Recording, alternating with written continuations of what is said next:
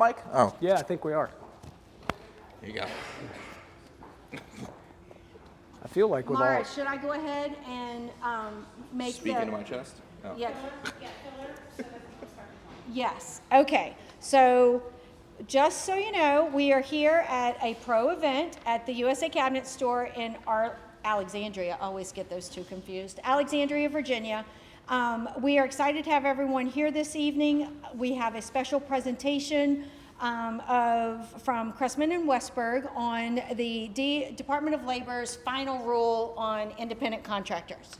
However, before we get started, I want to take a moment to thank our annual partners, Platinum, T.W. Perry, big round of applause. We're in front of a live studio audience. And our gold annual sponsors, Croessmann and Westberg, and Mid-South Building Supply. Our silver annual partners, I'll do all four and then you clap at the end. Cambria, Ferguson, Tart Lumber, and the Tile Shop. All right, it is now my pleasure to introduce our speakers for the evening, Thomas Croessmann, Croessmann and Westberg, and Alan Williams. So Thomas, tell us a little bit more about your firm. Sure. So as most of you know, my name is Thomas Croessmann. I've been a pro member for many years now. You've probably heard me give a speech or two. We're part of Croessmann and Westberg. We are a construction law firm focused on representing contractors. As part of this presentation, I've asked Alan Williams, who handles a lot of our employment law in our office, to come and give the speech. So, Alan, take it away. All right. Well, thank you guys for having us. I appreciate it.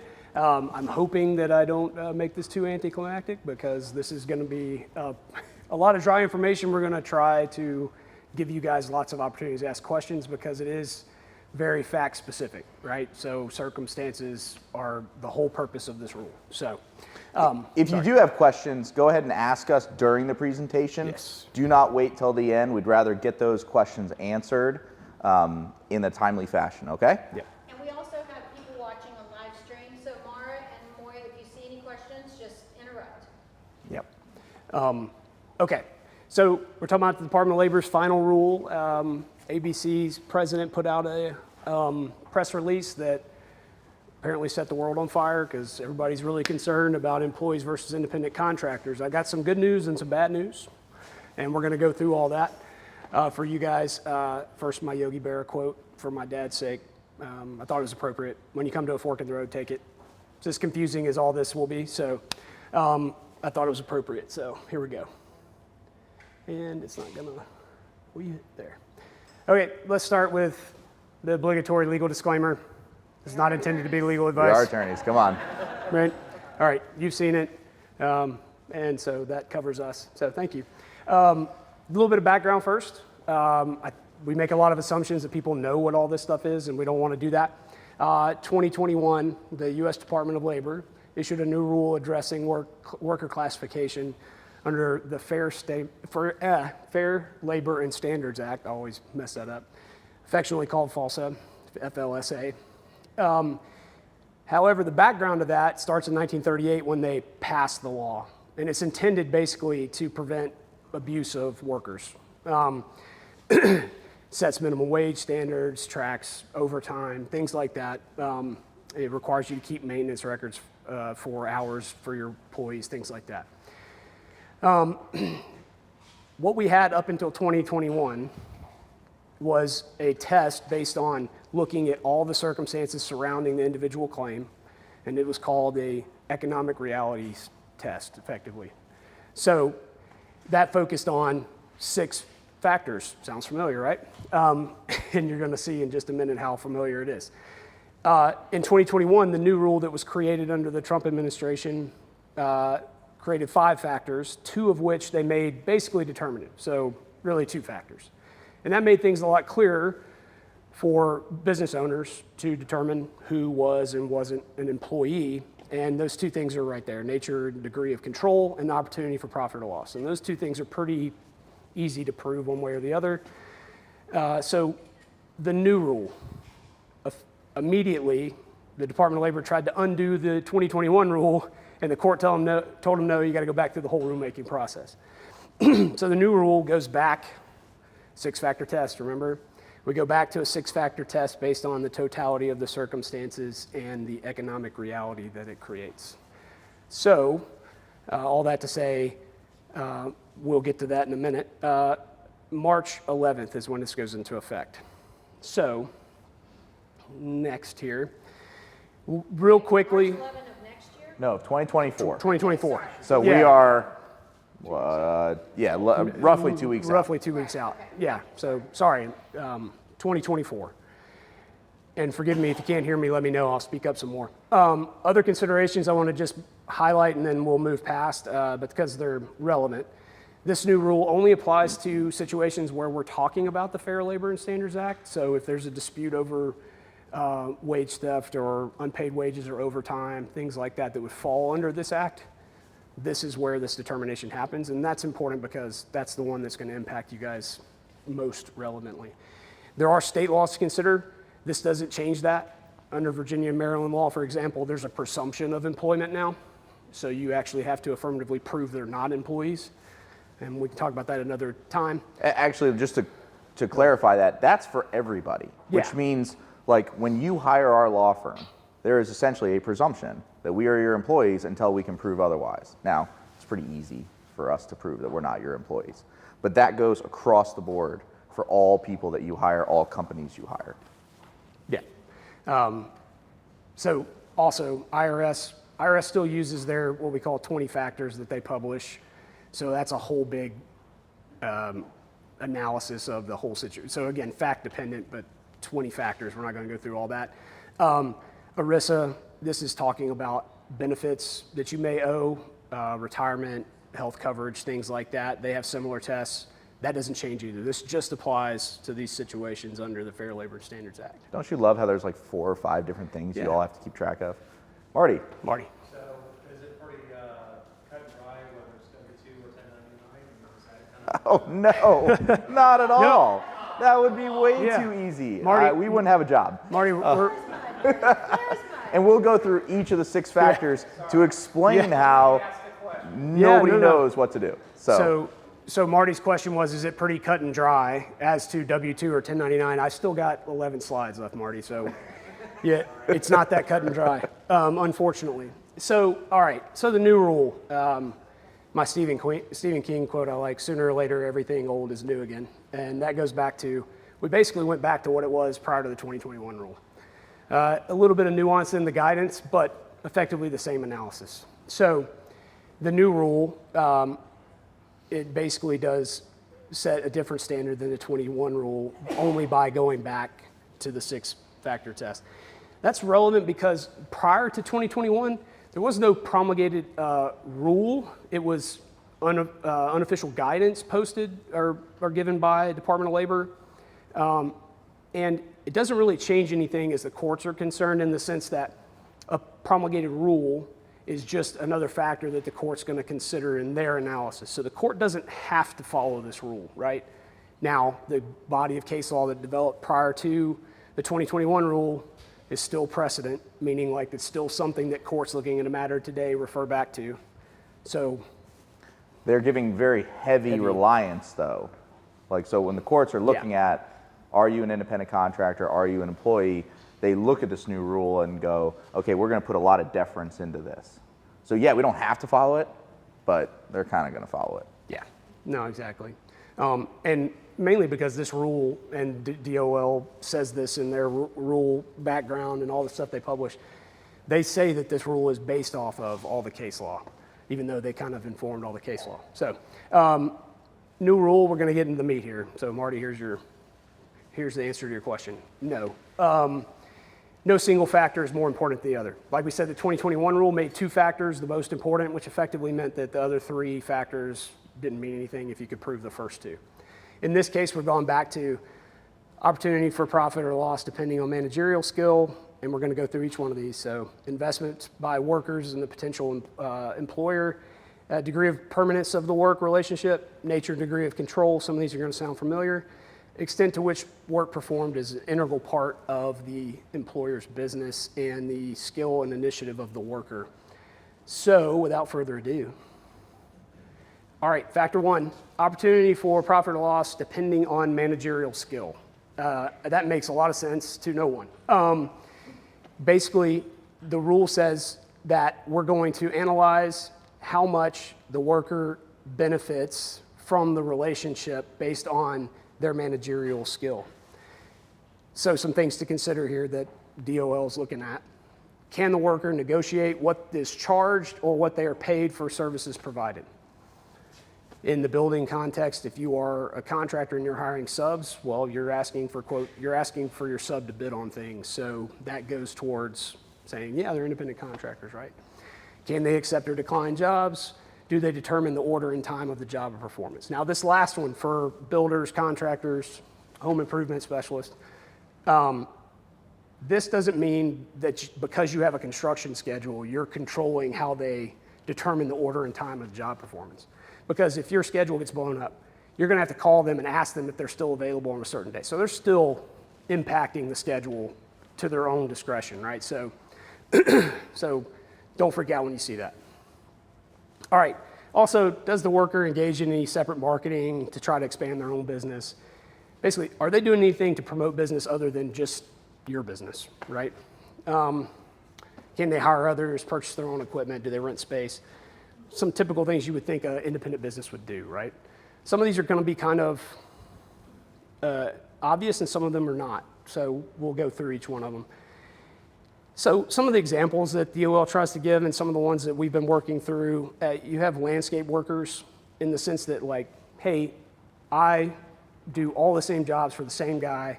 I mow lawns for him. He tells me where to go and what to do and how many jobs I have that week. I can't turn down jobs. That guy's an employee, right? But if you run a landscaping contracting service and you have multiple commercial clients, you set your calendar, you bid out jobs, like that's clearly like an independent contractor, even if you're doing it on behalf of a builder in the neighborhood, right? If you have other clients. So just sort of an example to go by. And again, if any of this, if you have questions, please stop because I know some of this makes more sense than others. So investments by the worker and the potential employer. What does this mean?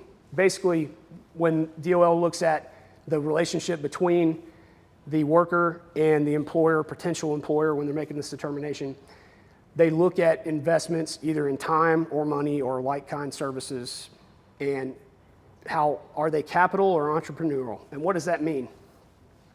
Is the cost imposed on the worker just to buy tools, but they're always doing the same job for the potential employer? Well, that's not really a capital or entrepreneurial investment. Is it specialized equipment so that they can do other jobs for other people? Then, yeah, that's a capital investment. And these investments, either of time or money or equipment, there was some serious concern in the rulemaking process, people put in comments when they published the initial rule. And some of the concern was, well, I might be a small contractor. I'm only putting in, X amount of dollars. I'm taking jobs from a huge builder who's putting in 20 times what I can. Does that mean I'm an employee? And so they DOL clarified, basically, it's not about the dollar amount, it's about the type of investment and how it's focused, right here, focus on whether the worker makes similar types of investments as the employer, not the dollar amount. So we talked about engineers and architects or graphic designers you might have in your design studio, right? So you have somebody who sits on your staff that helps you with design stuff. You pay for all the equipment, you pay for the office space, you provide the software, and they do jobs for you. Well, that person's an employee, right? Even though they may have a specialized skill, and we'll get into that in a minute. But if you hire somebody who has, and even if that person were to, let me digress a little bit, that even if that person has their own software program at home too, and sometimes uses their own software tools to do that design, that's not indicative of a independent contractor's relationship necessarily by itself. And so if you have somebody that clearly has their own equipment, you hire them on a case-by-case basis. They do design and architecture work or engineer work for other contractors. Here we are, right? So that's more of an independent contractor example. So real quickly, before we go any further, remember, are 6 factors. We're about to get into some that seem kind of like there's no way a builder could comply with this, right? These are 6 factors that are taken in a totality, we call it totality of the circumstances. So basically the court goes, okay, we're gonna look at each one of these factors and then look at the facts of how your business runs, how this employee or contractor interacts with your business. And then we're gonna say, all right, based on all 6 of these, we think the weight falls on they're an independent contractor, or we think they're an employee, right? So don't get caught in one factor thinking there's no way I can comply with that, because you're gonna see a couple of those in a minute. Degree of permanence of the work relationship. So pretty straightforward. How long are they working for you? How continuous is the work and how exclusive is it? Meaning, do they only do jobs for you and they've only been doing them for you for 5 years and nobody else? Or they work for you 9 months out of the year and don't work for anybody else? These are all factors that sort of point towards an employment relationship. Again, in context, not always, right? So if they're exercising their own independent business initiative relative to the periods of work, basically, okay, yeah, they work for me 9 months out of the year, but there's clearly times where they took 30 days off on their own initiative. I didn't tell them they couldn't. They're doing specialized work, things like that. So that would tend towards an independent contractor example, right? So project managers, we tried to make some of these examples relevant to you guys. Not all of them fit. Project manager is a pretty good one. If you have a specialized project that your firm doesn't typically handle, this is more commercial oriented sometimes, but you might hire a specialist who does project management for dual purpose facilities, or hey, I have a dual zone lot and I have a residential building, but I want to build a commercial building for my business on the back. And so some of your project managers probably don't have a lot of experience with that, so you might independently contract somebody that has a lot of experience in that and kind of subs themselves out to different builders.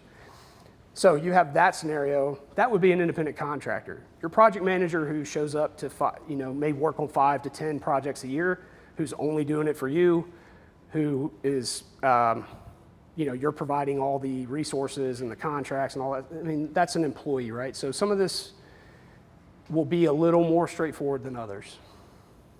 Okay. Factor 4, nature and degree of control. This is something that's been around for a while, and you've probably heard us talk about. We've talked with a lot of our clients about how much you control what your independent contractors do. All right. And so the point number 1 right up there is deceptively simple, right?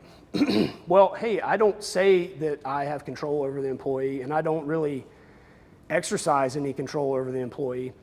Well, that's not necessarily determinative in and of itself, right? Because the Department of Labor defines something called reserve control, meaning it's clear the employer has the right to exercise control over the employee, they just choose not to. So if you have the right to control it and you just choose not to, they're saying that's reserve control, and that could be based on the other factors. It could be that that person's an employee.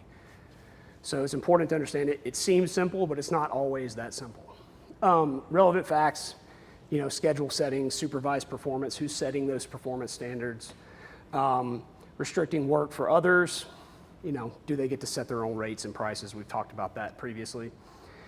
And here's an important one that's sort of a relief piece here for contractors especially.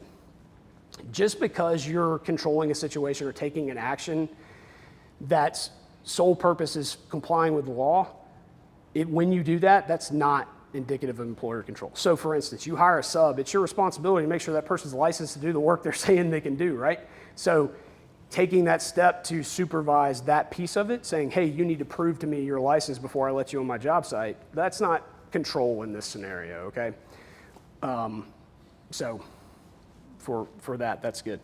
We talked a little bit about control, degree of control. Installers versus fabricators is a good one. Like if you have the same people installing your cabinets all the time, you're a cabinet company, those guys, they only work for you, they only install jobs for you, you tell them where to go. Whereas like you have a custom fabricator where you have custom jobs that come up from time to time and you go to him, hey, build me this box, I need a special piece, and he only comes in and installs his stuff. Well, that guy is more likely an independent contractor, right? So, all right, factor 5, we're getting there. So factor 5, the extent to which the work performed is an integral part of the potential employer's business. What the heck does that mean? So, critical, necessary, or central to the principal business.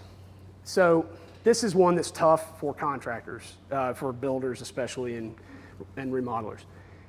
Every sub you hire is technically critical and necessary and central to your principal business, right? So this is why it's important to say, step back, wait a minute. This is just one of 6 factors, right? And we're also going to talk about something in a minute after the 6th factor. The Department of Labor, because they love to be clear, says there may be additional factors that could be considered if they point to employment or independent contractor status. So basically, hey, we have the 6 factors, and anything else you want to throw in. So it's not about the individual worker. That's important to remember. It's about the work that they're performing. It's tough for general contractors, like I said there. A good example here, we talked about this briefly. The landscape worker example is okay, but we talked about the difference between you as a cabinet, let's just keep with the cabinet installer. The installer installs your cabinets, works for you exclusively, right? Well, he's an integral part of your business. Well, you also hire an accountant to do all your books, which is also an integral part of your business, but it's not the principal part of your business. Your business is to build things or to install cabinets. The accountant is a ancillary service that's necessary for operating your company. So that's the distinction they make. So sort of broad, but that's the intent. Okay. Factor 6, skill and initiative. Specialized skills and training are the kind of factors that we're talking about here. And work that doesn't require either tends to indicate more of an employment status. Now, Department of Labor is quick to publish in their rule findings and everything that doesn't mean that they can't be an independent contractor. You know, it doesn't take a lot of skill or special training to be your, you guys demo a house and you have somebody come and clean the whole lot. Like, you don't have to be specially trained to be the guy out there cleaning this up, right? So, but that guy's an independent contractor because he doesn't work for you full time. If you provide the specialized training, that doesn't satisfy the specialized skill, specialized training part. So if you hire somebody or you bring on an independent contractor, and the only way they can do the function that you want them to do is you provide the specialized training, the Department of Labor says that's not going to satisfy this. That's not going to really satisfy this. Again, in context. Yeah, again, the focus is on how that skill is implemented in your business, not the skill itself. Because you could easily have somebody that's technically very skilled, design build firms. You hire licensed architects all the time. They're on your payroll. They're specially skilled. They're specially trained, but they're employees. So it's how that skill is implemented in the business relationship. And they like to use business initiative. Sorry. Go ahead, David. Why would you hire anybody that you hadn't trained to do your job? It's a good question. A lot of it is, frankly, that there's a lack of people out there that you can find to do that specialized job. And so I'd rather take somebody, mold them into something I can use on future projects, so I train them. The problem is you just can't treat them like an independent contractor. Yeah. So it's, again, very nuanced situation. Trying to apply it to builders and contractors. Not everything fits in a neat pocket. The welder situation is one thing. Some people take on apprentices for specific, like, licensed jobs that you have to have work hours. And then sometimes I've seen the welder, not the welder one, but plumbers, where they get that person licensed and they're clearly still working for that plumber, and they're directing them where to go, and they're directing them to do everything, and they control everything, but they make them independent contractors because now they have their own license. So, it does depend, but that goes back to all the other factors too. I'm sorry, Marty, go ahead. What entity is going to oversee all this and monitor what's going on? Yeah, so, Go ahead. oh, sorry. Sorry. Yeah, so it's not per se an entity overseeing it. So it's not like your building inspector coming out to your job site, right? Or OSHA that shows up and does a site inspection. What's going to happen is somebody is going to make a complaint. It can be somebody from a regulatory side making the complaint because of somebody making an anonymous report or something like that. And I'll defer to Thomas on more of the litigation stuff here in a second. But really, what this is somebody's making a complaint to the Department of Labor because they feel like they're being misclassified. They're an employee, they should have been getting paid overtime. They're missing out on benefits they're entitled to, and they make a complaint to Department of Labor. Well, Department of Labor opens an investigation. They probably file at the same time with the state, but we'll talk about that separately. And then you're in a courthouse arguing with Department of Labor and the plaintiff, depending on the situation. I'll let Thomas talk a little bit more about that. So actually, right before I came here, I got a call from from just our main line of our office, and it was a salesperson, and they basically got, I'm not going to say screwed out of a commission because I don't know enough about the facts, but I got enough of the facts to kind of indicate they got screwed out of their commission. That would be a great example. Like, frankly, we see a lot of salespeople that are identified as independent contractors when really they're employees. And so we don't typically take on those type of cases, but I can tell you, if I did take on that case, first thing I would do, I'd go to DOL, file a EEOC, file a DOL complaint for misclassification. I would do the same thing in Virginia at the state level. And then I'd go to all these other regulatory agencies and do that, okay? Because as we talked about earlier, right? There's a whole bunch of different organizations that have their own tests of an independent contractor. Everything Alan said on the litigation side is correct. If DOL is the one that's going after this system, they're going to be the ones that are coming after you on a regulatory basis. Yeah. What are the penalties? Ha! That's a great question. He's going to talk about it. Yeah. So give it one slide. Yeah. So, yeah, give it one more slide and we'll go through that. Just sort of hammering this home, the highly skilled welder situation goes back to the plumber situation I was describing earlier, where you train them, you get them licensed, and then you try to pawn them off as an independent contractor when they work exclusively for you. Also, you know, highly skilled welder shows up for work for you every day, does sort of standard work on the job site, follows exactly what the project manager tells them to do, doesn't do anything else. That guy's highly skilled, but he's an employee. If you hire somebody who's highly skilled welder who comes out and does specialty aluminum welding for you, or works on a case-by-case basis to do very custom jobs, that guy's probably an independent, it tends towards being an independent contractor. Okay. Some impacts on small business, we already talked about a lot of them. Because we've gone back to this, effectively gone back to this. This was always a problem, which is why the 2021 rule was proposed, because it does create more room for argument. So you probably will see a spike in challenges to classification. I don't know if you guys will, because in the traditional contractor building and remodeling arena, there's not a lot of places where you guys have people that wouldn't generally be considered independent contractors. Now, you might have people that work in-house, and we can talk about that separately, and we definitely should review that to the extent they work for you. Misclassifying employees, this goes to your question. It does impose significant costs, including all the back wages. So they're going to go back. How long have you employed this person? If you can't document their hours, they're going to assume a 40-hour. I don't know what they're going to do now. I've seen them assume a 40-hour work week, and then if they can document overtime, they'll get that overtime, and then they get additional damages on top of that. And there are civil fines from Department of Labor, and they're on a per instance, per case basis. So we actually have a case right now that we represent a contractor. It's DC, it's not Virginia, but they have been alleged to have misclassified 93 independent contractors that should have been employees, okay? Now that is years of doing it, $5,000 per instance, per person, right? Like, this is bankruptable, end of company style stuff. And a lot of people do it just because, hey, I just have to pay you a flat fee, right? I pay you X amount per hour, or I do $2,000 for the whole project. We see it particularly going back to my salesman.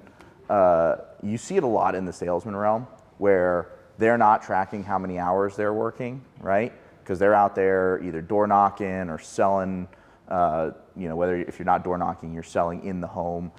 And if you find that you misclassify them as an independent contractor, right? Because you paid them on a commission basis that's improper. The DOL is going to look at, okay, what's the minimum amount that they should have been paid as a minimum wage?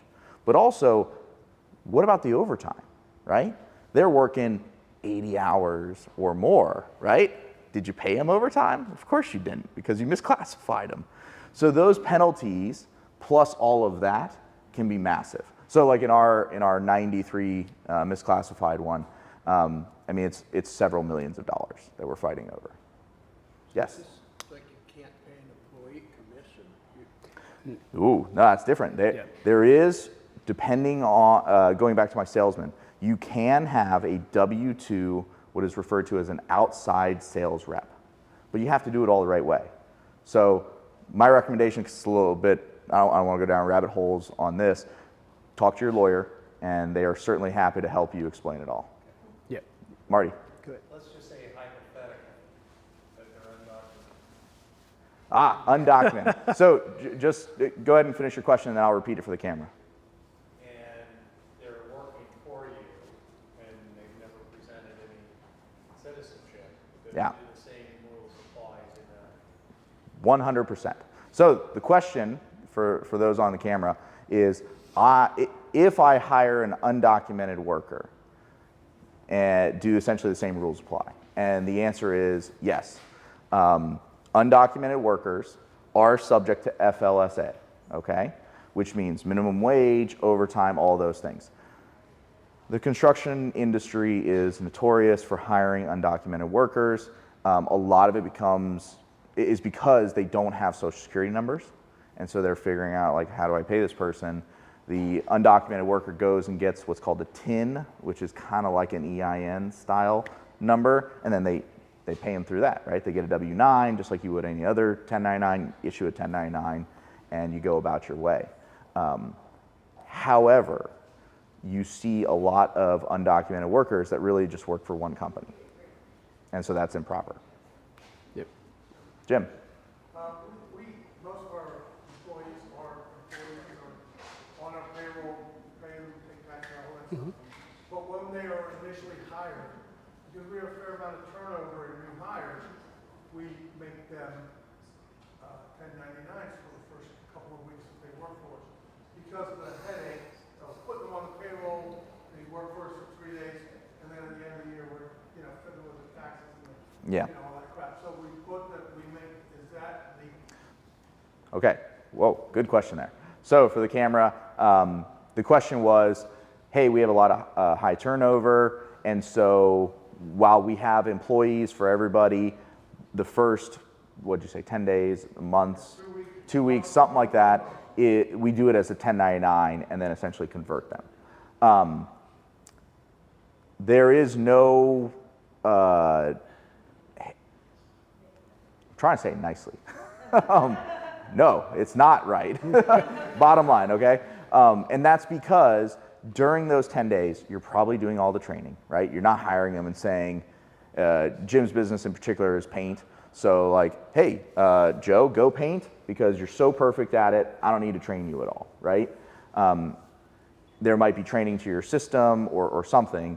More than likely, they are supposed to be they're supposed to be employees, not independent contractors. The way you go about dealing with that is you put people on a probationary period. Now that doesn't help you with the payroll taxes or anything like that. It does help in regards to, hey, I am an employee on a probationary status, and those probationary statuses typically are 90 days is what we see a lot, but it could be 6 months, it could be even a year. And they may not qualify for things like health insurance or sick pay if you offer it like a PTO. That's how you can help restrict some of the headache while still complying with the law. Yeah. John? What if you have your subcontractors do all your installs, have them wear your uniforms, and drive your marked trucks? Yeah. Could they still be considered subcontractors? Good question. So the question for the camera was, I have subcontractors, true subcontractors, but I put them in our apparel and I make them drive our trucks. So once you start going into driving our trucks and the control around the trucks, which by the way, I would say come to the March 20th Pro event. Well, I'll talk all about that. It does start going from an independent contractor relationship to an employee relationship. And look, it's tough. You don't necessarily want, as a business, you don't want your subs going in and the homeowner going, well, wait, I dealt with Tabor Design Build. I didn't deal with XYZ company, right? So I get the logic behind it. However, the more that you do things like that, the more that the DOL, the IRS will start looking at that as a employee relationship and not an independent contractor relationship. I ask that because I wonder about companies like Comcast, Dish Network. Yeah. So we Yes. actually, one of the other attorneys in our office and I were having this discussion today. We had a past client who runs basically a courier service, but he hires a bunch of independent contractors. And technically, when you start talking about the way he lets them work, I mean, you would come down on, yeah, more than likely they're independent contractors. But, you know, when we start talking about we've slapped our logo on your car, we've given you our hat and shirt, and now the way that they wanted to get around it, and the example you always see is like, well, I'm going to pay them extra to do that as a marketing thing. But then you're like, okay, but if they're doing that, can you say they're doing jobs for other people or have the ability to? So then we start getting into all these factors again, where it's like who's controlling what and who's really contributing to the relationship of the business. And so, And it definitely does get complicated because if you do Yeah. see like the Comcast or the Verizon trucks, they'll even say we're independent contractors for Verizon. so this is a huge issue with the ABC rule, which we won't get into out in California, the gig economy rule that basically made it impossible for those people to not be employees, and all the people that were doing Uber driving or Lyft or, you know, were regulars at the local bar playing, all of a sudden became employees under the rule. And we're having that argument. Amazon took a bunch of drivers and put them in as employees because of all this stuff. And so now you see the Amazon vans running around with somebody wearing an Amazon vest. Those guys are employees, right? They still contract out some delivery, but this is all a result of these kind of rules. And honestly, we're going to keep telling you it depends on all the circumstances, which is why we're going through all 6 of these factors in kind of a dry fashion, unfortunately. But it really is like on a case-by-case basis. And we'll keep answering questions. I just want to, we're not far from the end here. So Amazon, you get away with it? No, No. Amazon has gone out and taken, so when you see Amazon delivering in your neighborhood now, when you see those gray vans with Amazon on the side of them, those guys are employees. That's an Amazon truck, that's an Amazon employee. They've converted a large portion of their delivery services depending on the distribution network and the distribution centers. So if you're in a city like this where there's large distribution centers, you see more employees.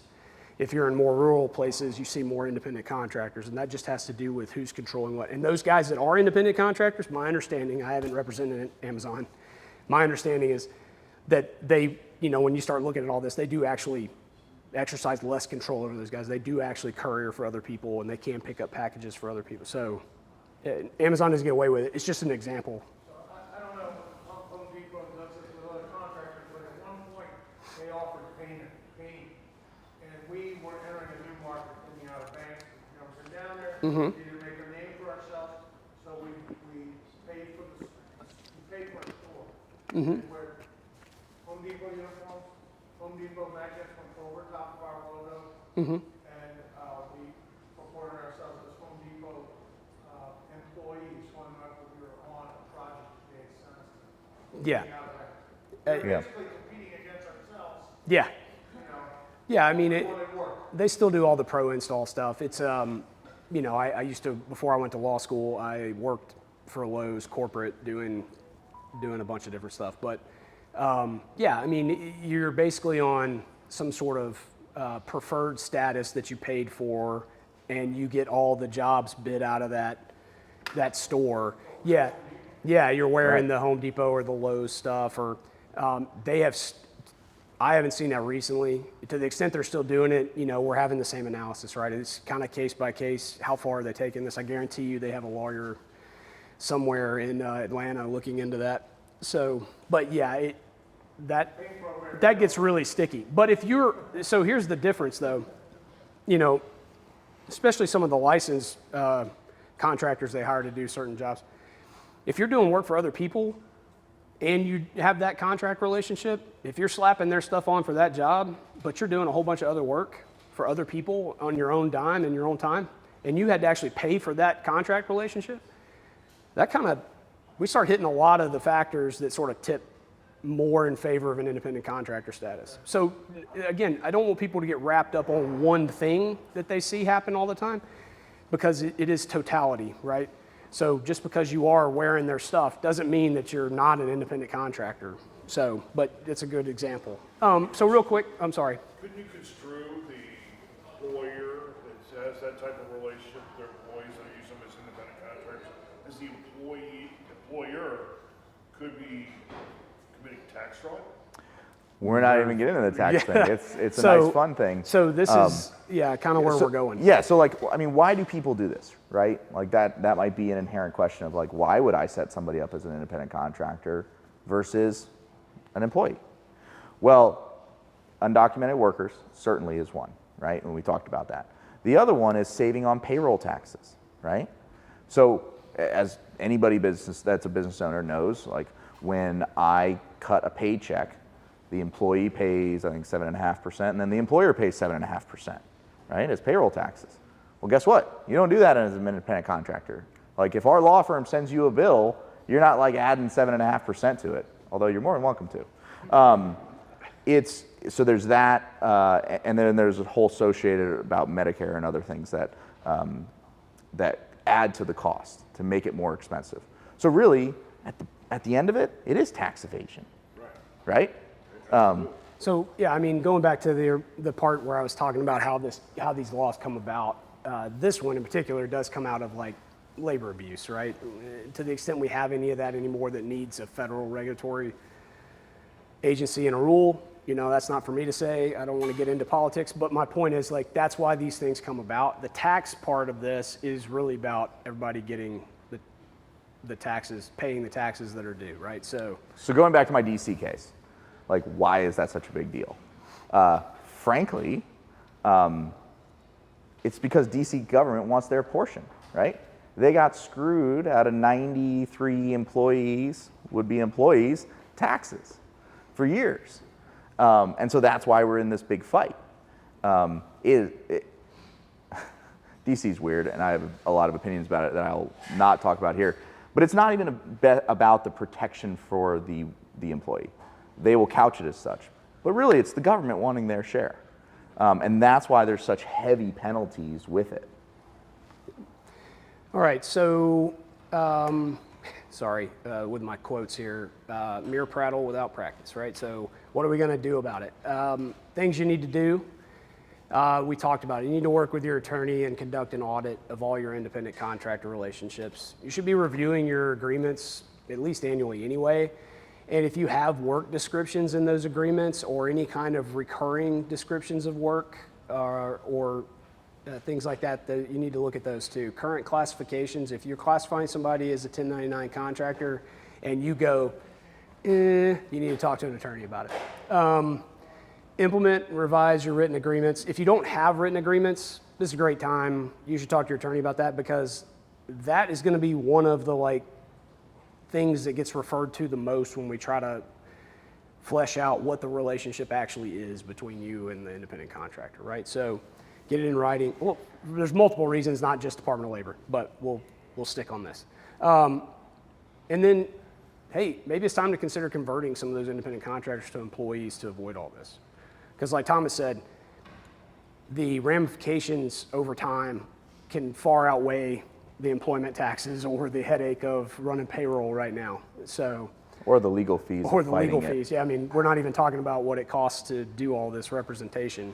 And the government doesn't have to worry about legal bills. So, Yeah, Barry. Going back to the salesperson that Yeah. contacted you, I would assume that, when he signed up with, was he selling? He was selling roofing, probably roofing and siding. Perfect example. Yes. He probably signed an agreement with that employer that this is a commission position, I'll assume. Yep. Weren't you just like, dude, you just suck at sales?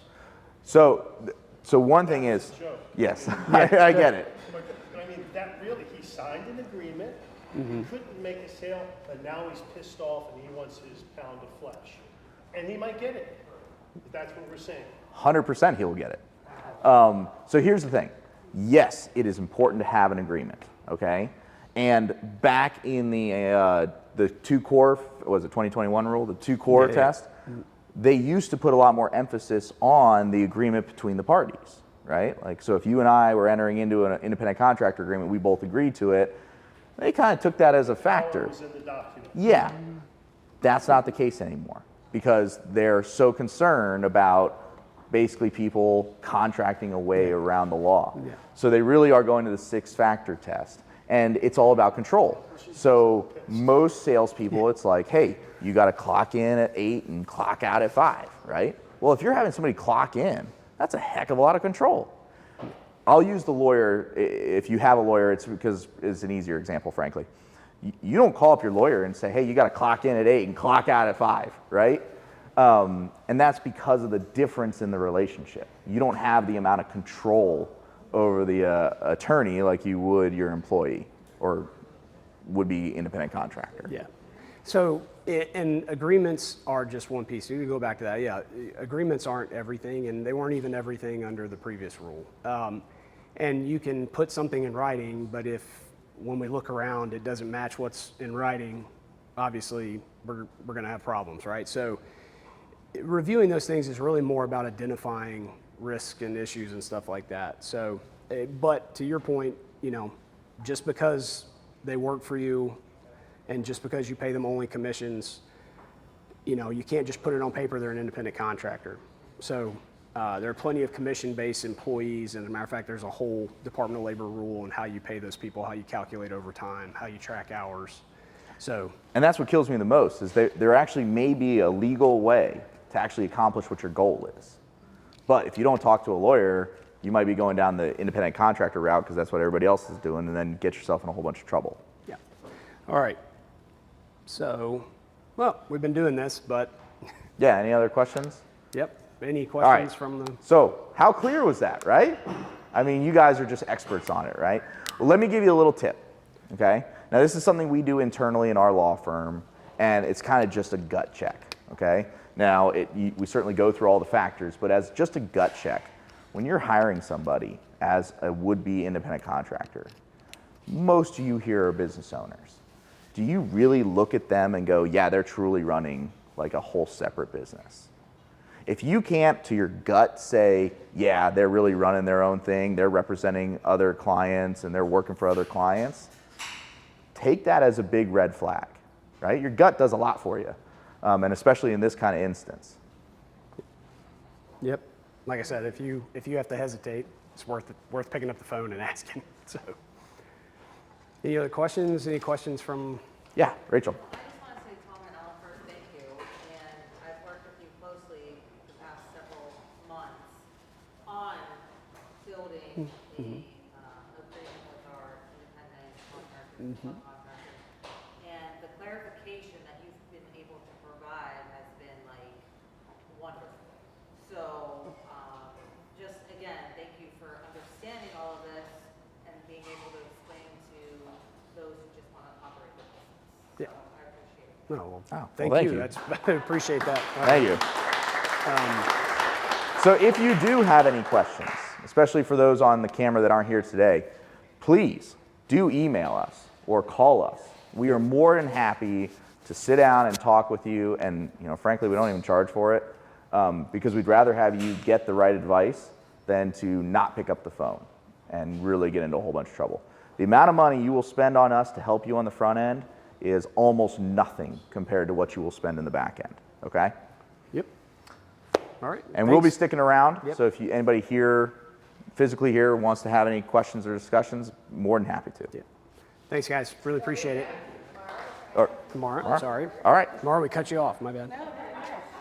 Thank you. Do- First of all, I oh, want to say here. thank you to. Do you need my- this? Well, I can shout loudly, or you can give me that. If I can get it off. Well, that's weird. We're gonna be like wired. All right. It's okay. It's totally up to you. So first of all, I want to thank Rachel for that great testimonial because I think that proves the value of Pro right there and the member-to-member benefits, and not just our remodeler members, but our associate members like Croessmann and Westberg who sponsored tonight's presentation. So thank you. No, our pleasure. Thank you to USA Cabinets for having us. Yes.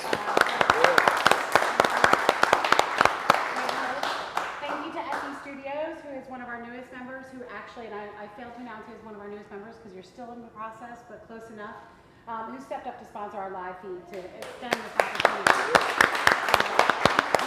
And the reason you're stuck with me is because Angela did have to hit the road, so I just want to thank all, and Debbie, and so thank you all for joining us this evening. On your way out, feel free to mingle, feel free to ask questions, but please do leave us your name tags on the way out at the door. Or Debbie will bounce you right off. All right, any other questions? All right. Thank you. Thank y'all. All right. 10 more minutes.